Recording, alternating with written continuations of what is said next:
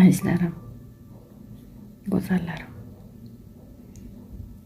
aziz Hazrati inson. Bugundan e'tiboran qalbingizni og'ritgan insonlarni, sizni xafa qilgan voqeliklarni, insonlarni kechiring, qo'yib yuboring. Hayotingizga yangi energiyalar kirsin. Eskilik sizni hozir aurangizni, sizni energiya polingizni qamrab, zabt etib turibdi. Yangi voqeliklar kira olmayapti. Keling, qo'yib yuboring shu voqealarni. Kerak emas, o'tmish voqealar, xotiralar.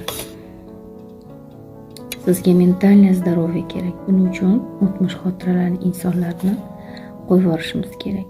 To'g'ri, tushunaman. Og'riqli travmalarimiz bor ruhiy, lekin hammasini qo'yib yuborishimiz kerak. Chunki yangilik kirib kela olmaydi. Eskilik o'rnini yangilik kirib qoplashi uchun eskilik chiqib ketishi kerak. Sizga qanchalik qiyin bo'lganini, qanchalik og'ir urug'larni o'taganingizni, imtihonlarni topshirganingizni bilaman. Hech kim sizni maqtamagan bo'lsa, men maqtayman.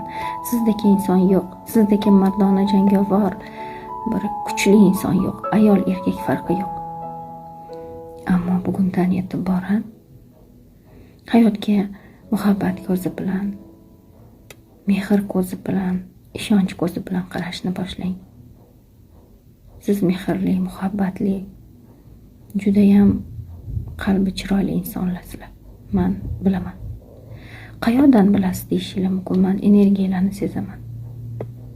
Qalbingiz qanchalik og'riganini his qilaman. Ko'zimga yoshlar kelmoqda. Og'rig'ingizni his qilib turibman. Ammo bu og'riq sizni yaxshilikka olib chiqmaydi. Keling, shu og'riqlarni qo'yib yuboramiz. Men o'zimga baxtli bo'lishga, muhabbatli bo'lishga, boy bo'lishga ruxsat beraman. Hayotimga baxt, shodlik, quvonch va hayotning eng go'zal voqealari kirishiga ruxsat beraman. Men mavjudman. Men baxtli kunlar uchun, muvaffaqiyatli kunlar uchun, quvonchli kunlar uchun loyiq insonman. Men o'zimga muhabbatliman. O'zimni sevaman, qadrlayman. Boshqalarni hurmat qilaman, qadrlayman. Qabul.